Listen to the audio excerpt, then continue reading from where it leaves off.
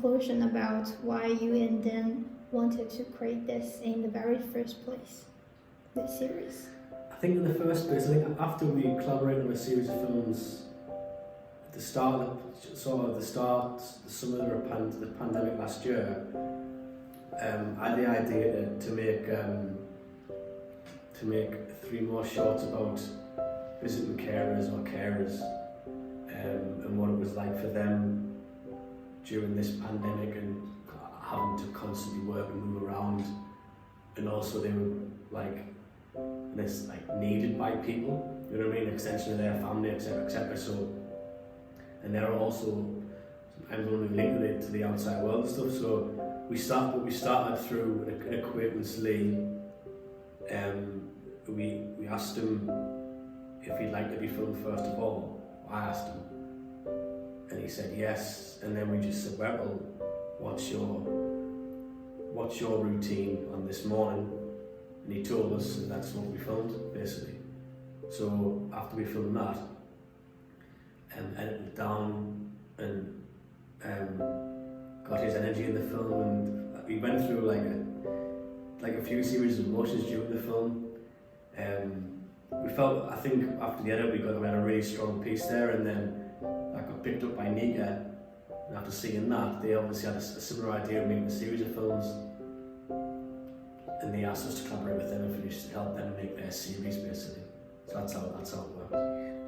So before creating this series, do you have personal contact with carers in your personal life, or have you or your family or friends ever played the role as carer in their life?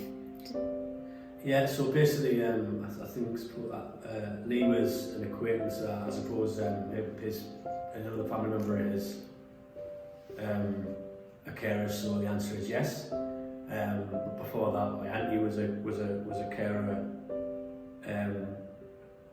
like a paid carer, you know. And then obviously stories we discussed before,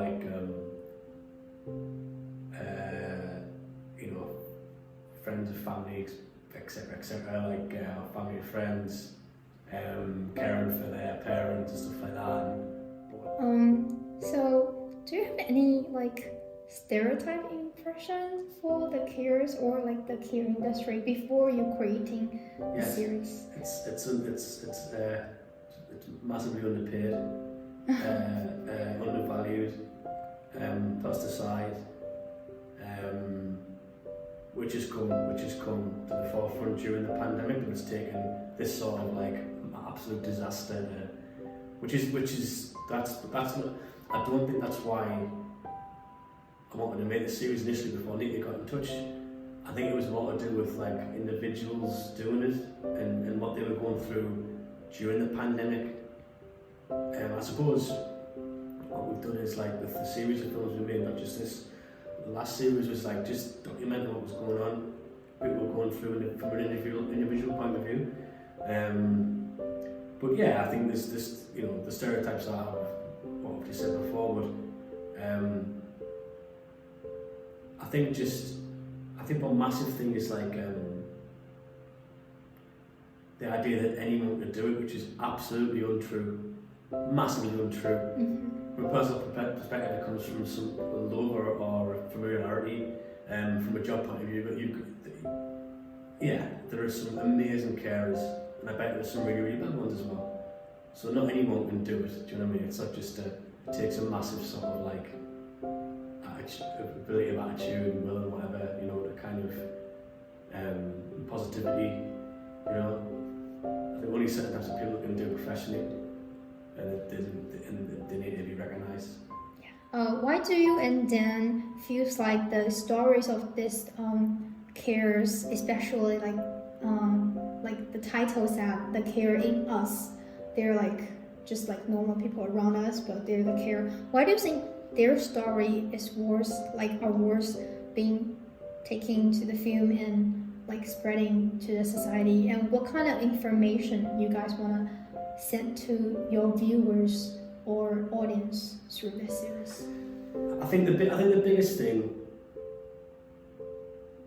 is that during and toward the during and after during the pandemic, which we're still in, that people and governments are starting to realise that like these people need more credit and more money, and you know, I hope that they don't forget that, and I hope that the whole keyword thing isn't just a kind of soundbite and a nonsense that like it's not a t-shirt that a politician will just throw away tomorrow, you know.